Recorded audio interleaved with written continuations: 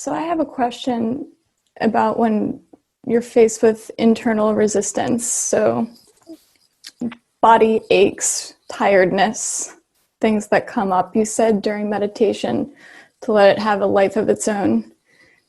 And so I was working with that for a bit and then found a loop coming up. So just wanted to kind of try to speak to that. Yeah. That's a great question. So what can be helpful when there is a tiredness or aches and pains? Sometimes it's okay just to move, to move in the meditation, that you don't contract even more.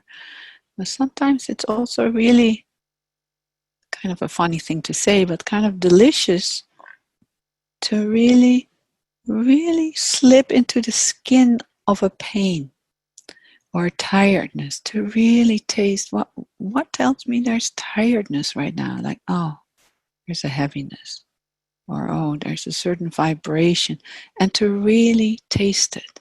It's almost like you bring your heart and taste in your mouth. You just taste the taste of tired, the taste of pain, to stay with it. It's kind of receiving it, kind of almost like kissing it as your beloved. That's normally not how we talk about those things or want it. And sometimes it's unhandy to have tiredness. But, life doesn't really care much about that.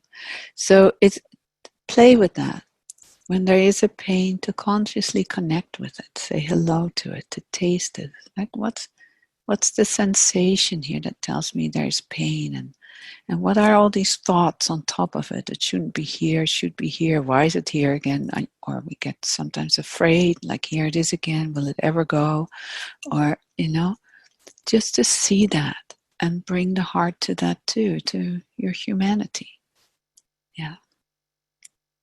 Instead of, sometimes it's good to say, okay, I'm not going to touch it today. I just want to rest back.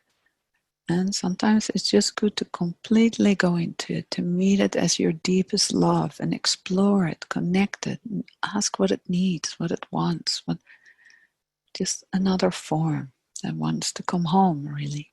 Everything wants to melt into awareness. And some seems like, I don't think you want to melt into awareness. It doesn't feel too good. So it takes that heart and it kind of takes compassion and insight, both.